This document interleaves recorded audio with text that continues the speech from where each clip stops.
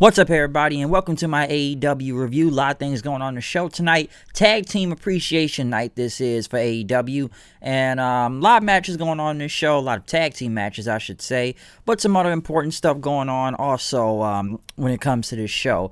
But we do kick it off with the Young Bucks coming out there, which immediately they got attacked by the Dark Order, I should say, the random mask guys, until, Evil Uno and Stu Grayson came out. Of course, on commentary, we got JR, Tony Schiavone, and Taz on the mic and whatnot. This match here between the Dark Order and the Young Bucks, good match, I should say. Listen, I like Stu Grayson. Evil Uno, that's a different story. Grayson is good. I will say this. Stu Grayson is one of the only bright spots I could say out of this whole group, because this whole group is just bad in general, but he's a bright spot out of this, I will say. As for, like I said, the Young Bucks, not a bad tag match or anything. It was good, and, the Dark Order went for their finisher, but Nick Jackson, pretty much got a roll-up on them. A good match, I'll say. That once again, Dark Order takes another L again to get one win, which God knows the last time they ever got a win. But they got one win last week, and now we're going back to taking L's again. So I kind of figured they weren't going to beat the Young Bucks in general. I think anybody kind of saw that coming. So not a bad match or anything, but of course the Bucks go over, and the Dark Order takes another L, okay? Because I guess, the Bucks and them got to get their win back from last week in that whole 12-man thing. I want to say 50-50 booking, but we'll get in the 50-50 booking later on, okay? But they were going through a lot the tag teams tonight, asking them who their favorite tag teams were. I know they went to Omega and Page, as Hangman was going to say, who's the favorite tag team. They were going to call it themselves, but Omega says, no, we're just two single guys. That he called the Young Bucks, he said they were the gods of tag team wrestling, and I immediately burst out laughing, because that made zero sense what Omega said. And even Hangman looked at him kind of crazy, like he wanted to smack him at one point. So, yeah, let's see how that betrayal, I'm sure that betrayal is coming real soon, folks, for doing that. It's going to be coming really soon.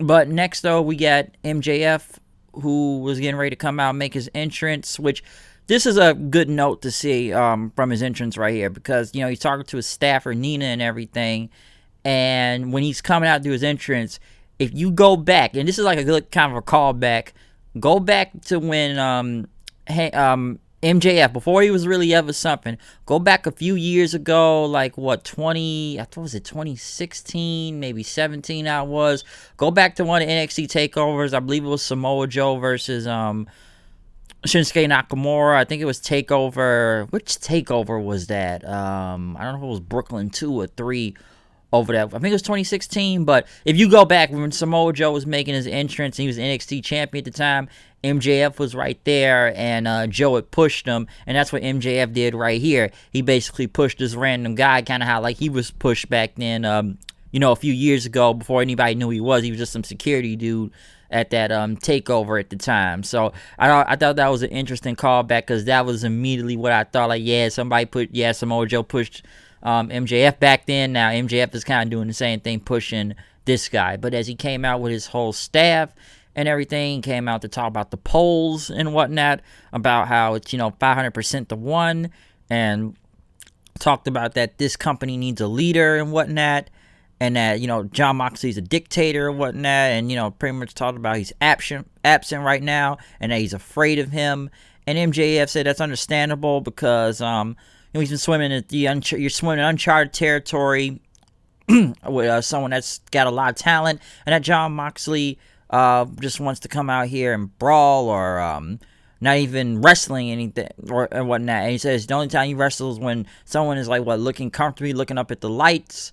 And next thing you know, he pretty much laid down on his back and pretty much said let me make this a little more comfortable, okay? As he laid down, and pretty much talked about how this company needs better leadership, and that John Moxley, he's one hell of a wrestler, but he's not a leader around here. He's just a rabid dog that just goes around chasing cars most of the time. And MJF pretty much says that he wouldn't know what to do with the car if he caught it. And pretty much he went on to talk about John Moxley, that, you got something I want, and that's that pretty platinum AEW championship, okay? and John wanted to prove that how much he loved the people. He always said he would fork over the keys. We need to fork over the keys to a better man that's in his way, and that is him. And that Jon Moxley knows that the people deserve better. But then next you know, Jon Moxley's music had started. MJF pretty much sent his entire security team and Wardlow to go through the crowd to look for him, because that's where Jon Moxley comes from. But when MJF sent pretty much all his security out into the crowd, well, to the stands or whatnot, I can't say a crowd, but into the stands, Jon Moxley ended up coming through the entrance, pretty much beating up MJF, attacking him from behind, hit him with one big Death Rider or paradigm shift, whatever you want to call it, and pretty much left him on the ground. Then as he got out of dodge, he pretty much got on the mic then, and pretty much he's going to teach MJF a painful lesson and humility, and All Out, it's going to be a very difficult pill for him to swallow, as MJF was pretty much still on the ground, and they were trying to help him up. This wasn't a bad promo, I should say. I think MJF's promo a few weeks ago was way better, and that was like the best part of the show a few weeks ago.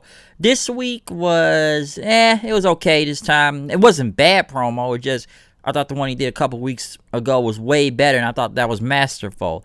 Now, they could have saved Jon Moxley attacking him already, and maybe they could have had a promo battle out there. That would have been pretty good, but they just immediately sent Mox out there to kick the shit out of him already. Okay, so they could have probably waited till All Out, but I guess they just wanted to do it right now then and push it already. So, yeah, it was an okay segment. That's all I can really say from this. Wasn't bad. It was just okay. I thought it was better a few weeks ago. They then went to Matt Hardy, who was talking about he's going to have a match with Sammy Guevara on August 22nd. Pretty much AEW going to be on a Saturday that day because, the NBA schedule that's going on right now. I have more to say about that a little bit later. But to keep continuing with the entire, like I said, Matt Hardy pretty much talked about his match, that he's going to get Sammy Guevara, and that he's going to pretty much make sure he's going to pay for what he did, because he likes the taste of his own blood, and he's going to squish Guevara, which he kind of started to sound like broken Matt Hardy again. And next thing you know, this random guy, I guess that looked like Sammy Guevara, which was actually a referee, Matt Hardy ended up attacking and beating up until the other refs can pull him off. I guess this was, never say die Matt Hardy. Matt Hardy will not die version, or I don't know what version Matt Hardy is almost every other week at this point. But the match is going to be happening with Guevara in, next week's show, since there won't be a show on Wednesday. And we'll see what comes from that. But I guess they want to do it next Saturday and everything. But like I said, the promo was okay. For Matt Hardy, just can't tell what version he is this week. He's trying to mix them all around. Next, TNT title on the line. Cody Rhodes, who brought his entire squad with him for some reason. Arn Anderson, QT, I think QT was there. Dustin, Allie, Brandy, deletes Twitter, but Brandy is there also. Okay, I guess couldn't handle the pressure. I'm going against Scorpio Sky. I had some new music, by the way, and kicking down the door. No SCU with him. I'm surprised he did not even bring SCU with him. I know they've been trying to make him on his own lately, to be his own man. Listen, I don't know what's going on, Dark. My friend Steven watches it, so he kind of had a better explanation for me, which pretty much make a good story to why he even had a shot at the TNT title. But it was just good to see Scorpio Sky back on TV, because I said it like a couple months ago. It looked like they were trying to build him to being a single star, but then they just kind of stopped for some reason. So hopefully they're going back on track with that now. Also, they now have the final product of the TNT title, which it looks okay. I'll say that. Listen, I just thought it was this. It's basically the same belt. You just painted gold over it. But it's actual real gold. And you kind of got some of like the TNT sticking out of and everything. I even made a joke, said Cody just painted his Walmart title gold. That's basically what he did right here. Okay, but this is the final product to the belt. It looks good. It's okay for what it was. Like I said, the first copy of it, it just looked fake and like a toy Raw. Like the Raw tag title belt and everything when it was silver, but now they painted it gold, so it's okay. I'm not mad at it or anything. It's still a good belt.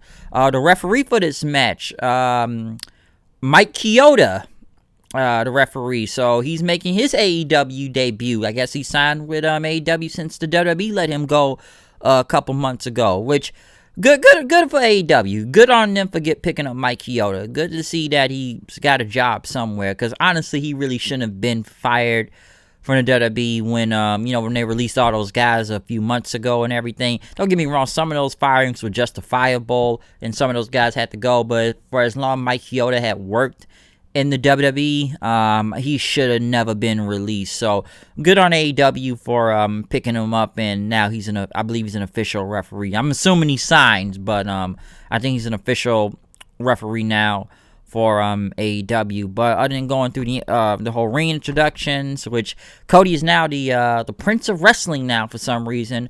Cody Rhodes and Scorpio Sky TNT title. This was good, real good. Probably one of the better TNT Open Challenge matches, and I like this a lot. This match could at least use another 5 minutes also, because it was really getting good. But, Cody, I know he ended up hitting the crossroads, but, Scorpio Sky kicked out. Cody's going to go for the power driver, but Sky got out of it, hit him with the STO. He was going to go for his big springboard cutter, but Cody ended up holding on to the ropes, and he hit another crossroads on him for the win. Like I said, I thought this match could have went on at least another 5 minutes, and I would have liked it even better. This was, I want to say it was almost pay-per-view quality all the way, but this was a very, very good match, and I liked it. Like I said, I would like to see Scorpio Sky, somewhere up the card like we kind of seen him now tonight. He's really good, and he didn't really have SCU with him. Like I said, I don't know why Cody needed his whole squad, which, he still won clean anyways. It's not like he really needed them. But, like I said, Scorpio Sky at least trying to make him into his own man and everything, and that's pretty good. But right after, Brody Lee showed up on the screen with the old TNT title and pretty much looked at Cody and, he says, you're going to answer for your transgressions next Saturday when I take that TNT title away from you. So, yes, next Saturday now, we will have Brody Lee versus Cody Rhodes, okay? Which it's kind of funny because he got one win last week, and now he gets a TNT title shot, which doesn't make a lot of sense, okay? Because, listen, it's not like the Dark Order has a lot of win where they barely got a win other than what they had last week. So he got one pinfall over Hangman Page, and now he gets a title shot for a TNT title shot. I know it's an open challenge and everything, but what has Brody Lee really even won? Like I've said before, they've miscasted the guy, if you ask me, and this Dark Order shit has not really helped him at all. And come on, look what happened the last time he had a title shot, the world title, and he lost, okay? So some say that it's either he has to win and beat Cody for the belt, or he'll just lose again, which that won't really be a good look on him. But I'm assuming Cody's going to go over again. Hey, I would have expected Scorpio Sky to win tonight. I was almost kind of hoping he was going to win the TNT title, but this is just another one of these Cody Challenger of the Week thing with him and the TNT title. It's not like it was just another guy from the Indies again this week, but at least it was someone from the actual roster. And next week will be, but I don't really see Brody Lee winning unless they just pull the trigger and do it, because I don't know. I guess they need something with the Dark Order. I don't know, man. The group sucks. Anyways, so I don't know what to tell you. Whoever wins that, so we'll see what happens. I should say we'll see what happens. Next, we get the Jungle Express versus Kenny Omega and Hangman Page. I don't think this was for the tag team titles, but yes, we get this tag match. Now, listen, the match wasn't bad or anything. It was actually good, but there is a problem throughout this. All right, and trust me, this match was kind of botchy too at the same time too, especially when Jungle Boy tried to go for his tornado DDT off the ropes. He kind of botched it right there. And yeah, Hangman and Omega ended up winning with that that buckshot trigger, I like to call it. But there's one thing I want to address in this match, and I try to ignore the whole Marco stunt thing, but one is that they should keep him very away from this match, like just away, especially from stuff like this. I've said this many times before. I like Jungle Boy. I like Luchasaurus as a package deal. Okay, I get the gimmick. It's marketable. I've said this many times before. Caveman, dinosaur, makes sense. What the hell is a Marco stunt? I don't know. Why is he there? But the thing that I saw out here, which makes no sense, is that they got Kenny arguing with Marco Stunt and everything, and I'm sitting there wondering to myself, what are they trying to do? Make this into a feud? I hope they don't, because that would look really dumb and it would make them come off as Bush League then. Really Bush League. Okay?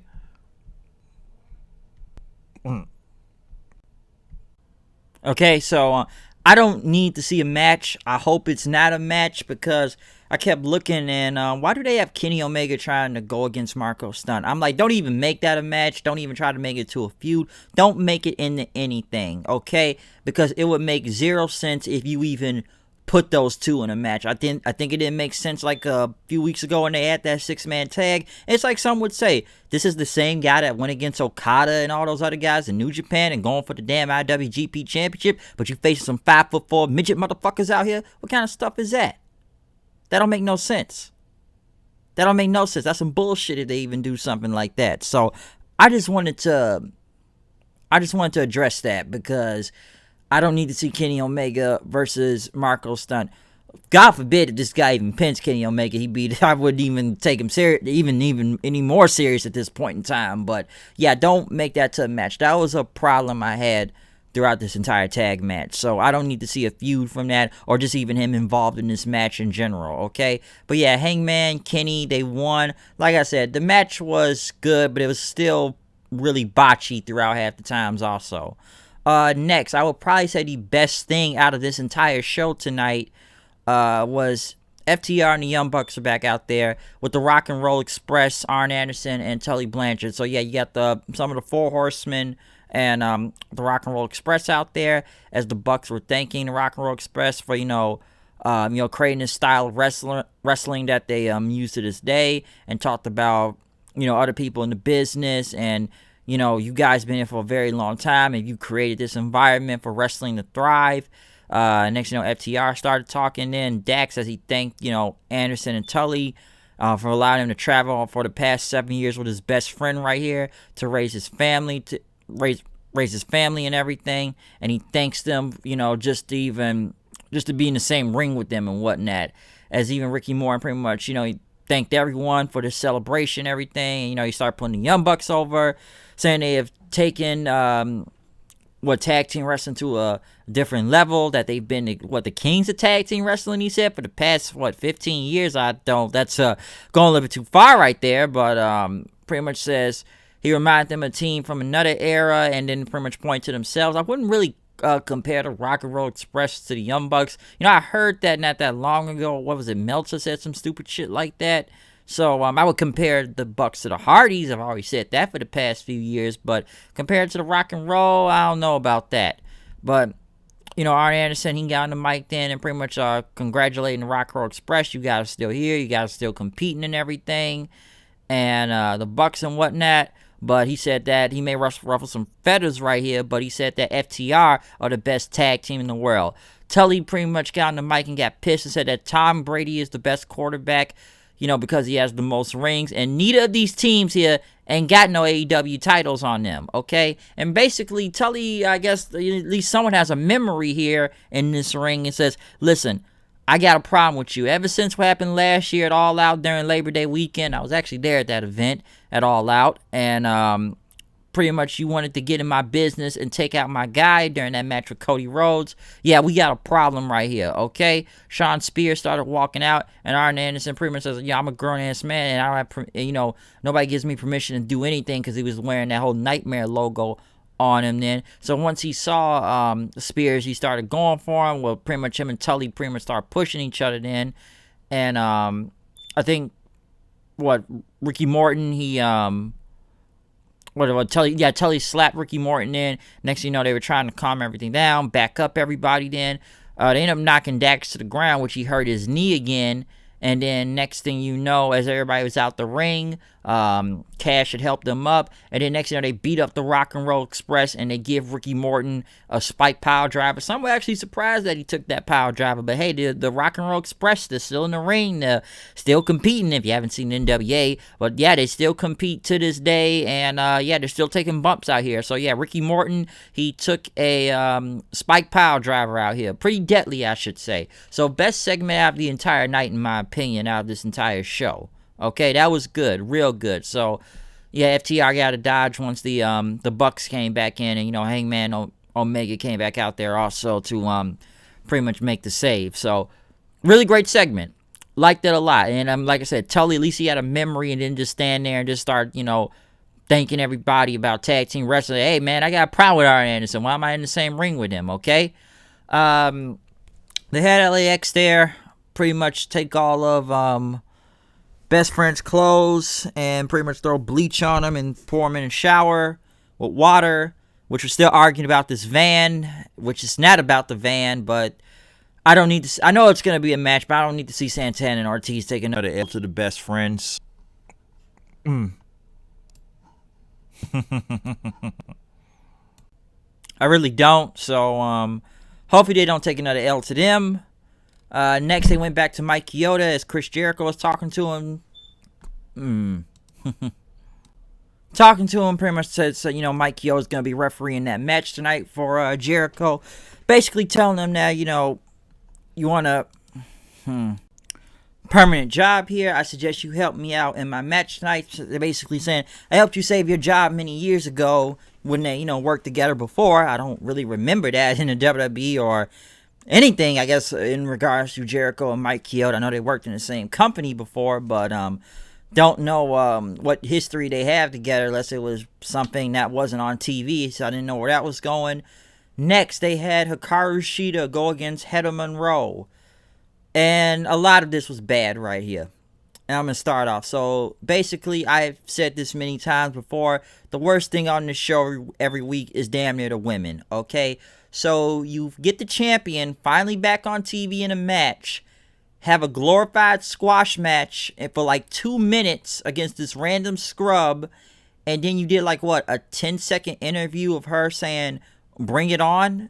That's it. So, she has no challengers, but they got time to talk about that whole heels thing, whatever money scheme that's going on with that AEW heels, which they just kind of talked and went away from it. But basically, they have nothing for Hikaru Shida because she's on TV 1 week, she'll beat up some jobber, and then she'll disappear for like 2-3 weeks. Just be in the crowd. She'll just be in the crowd on AEW, just standing around doing nothing. So they don't have anything for Hikaru Shida. No challengers, nobody. And listen, I like Hikaru Shida.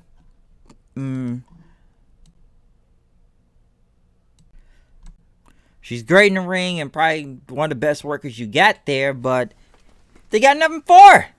Nothing. I've said many times before. The worst thing they got on this show is the women's division. There's a reason why I buried that whole tournament a week ago, and then again, I don't watch the tournament anyways. I just read, or at least somebody tells me what's going on and whatnot. I know they got the finals on, next Saturday and everything, but I'll be honest with you, has anybody really cared about that AEW women's tournament? Because it's not going well to what I've heard. Listen, man, I only blame like 2 people, as some have said, about the women's division. It's either Kenny Omega or it's Brandy.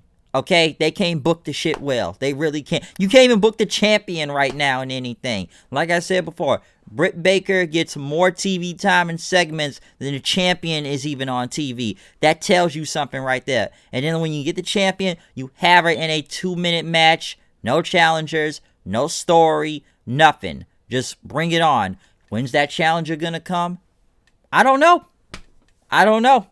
But yeah, worst thing out of the show tonight was this, the whole, anything with the women tonight, that was the worst thing, just because of just went on right there. They got nothing for her. Next, they had Jake Roberts cut a promo as Lance Archer was beating up these random job guys again in the back, which I was wondering where he was at for a second.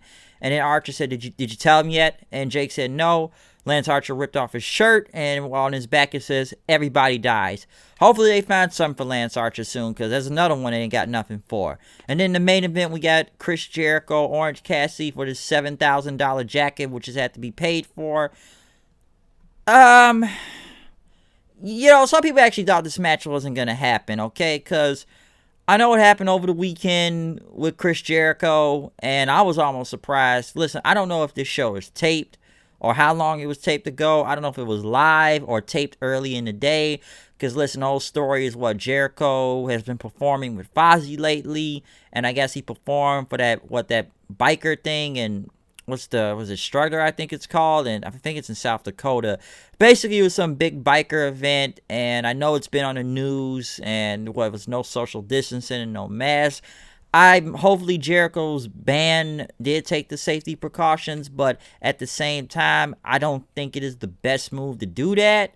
In my opinion, just because, you know, it's not really no social distancing, no mask, and it's still not, I wouldn't say it's still really safe to be in front of a big crowd and whatnot. So I'm assuming Jericho and them did take the precautions, but at the same time, it's still a big risk. I don't think it was a very good move, but motherfuckers on the internet want to keep giving him a pass, though. I see, maybe AEW super fans, but I've seen they give him a pass, but at the same time, Jericho still got a lot of flack for it, for just even being there and even agreeing to do this whole thing. Because I'm like, should Jericho even really be doing a concert or anything right now? Just for some bikers and everything. Just because I guess he was already booked for this. I don't know. My opinion, I don't think this was a very good idea. Because I've even seen Jericho, he was deflecting it off of Twitter, to what I heard, when people questioned, because I read it that Sunday when they said he did all this, and then next thing you know, he's talking about a whole different thing. Oh, I'm banning Jim Cornette from AEW. Dude, I don't think he really gives a fuck. He was never going to show there to begin with, okay? So what does this have to do with you performing? You just kind of deflecting the whole situation, going to something else. So yeah, they still let Jericho wrestle on here. Like I said, I don't know when this was taped, because some people weren't worried about Orange Cassidy if this was even safe. So I was kind of, even questioning a little bit myself. But hey, we still got the match. But in my opinion, I don't know if it was really a good idea to really, still perform in front of that big of a crowd, especially with everything that's going on right now. Shit ain't better, okay? This virus is still bad, and shit look like it's getting worse out here. So that's my opinion. But like I said, the match, though, itself, it was okay. I wasn't really impressed. I don't know, man. Like, I didn't hate the match to an extent. I think it was a little bit overbooked at the end. Of course, with Santana Ortiz, the best friends coming out. Jake Hager, he's got to do his slam. But, Cassidy still kicks out, and Jericho's messing with the referee several times with his baseball bat, and even kicking Cassidy in the nuts. And I'm not saying the match was botchy or anything. It's just, it was just a lot going on. It was a little bit overbooking. And then the worst thing I thought about all this was that you have Orange Cassidy pin Jericho in this bullshit pin, which I don't know what that was, which was very botchy, by the way. And I kept saying, that was a pinfall? Jericho takes an L to Orange Cassidy, which is basically 50-50 booking. So I don't want to say it's going to be another match of All Out, because I don't think they're bringing in Mike Tyson anytime soon to face Chris Jericho. So they most likely will do a rubber match of All Out. I don't really know if I really want to see that or not. I didn't really want to see this the second time, to be honest. But I guess we'll see what happens. But that pin looked dumb as hell at the end of this show, okay? Even I said, that's a bullshit-ass pin. And, Jericho had to just look shocked and everything as Orange Cassidy won, and they went off the air after that. So I look at this show tonight, and thought it was a step back from the show that was actually a pretty hot show last week. This one was not as good. It really wasn't, okay? The best thing they had on this show was the segment with the FTR, Rock and Roll Express, Anderson, Tully, and the Bucks. That's what I thought was the best thing on here. The worst thing I thought was just the women's match, just because of the booking of the women and how they've done nothing with Sheeta, okay? They've literally done shit with her right now, or just the women's division in general, and the champion herself, okay? But yeah, the main event was it's kind of whatever to me. So I'm sure it's going to be a rematch. I don't really need to see it again, but you know it's going to happen. So that's all I can really say about this. But like I said, you had some good tag team matches. I thought the TNT match was really good too. It just needed another 5 minutes. One thing I think I forgot to mention though was there were a lot of abrupt finishes though. Like I said about the TNT, could have used 5 minutes, but it did kind of end out of nowhere and just in midway in the match. Not like it was getting to the closing parts, but just kind of like an abrupt finish. Same with the tag team match with Omega and Hangman going against the Jungle Express out there. So yeah, next week though, there won't be an AEW on Wednesday. It'll actually be next Saturday. And like I said before, NBA schedule. Now I think this comes on an hour before TakeOver, I believe. I think TakeOver's on the 22nd, so I believe they come on an hour before that. Because if they came on at the same time, I'm gonna watch TakeOver. I'm not gonna watch AEW over TakeOver. That'd be a dumbass move to make. Okay,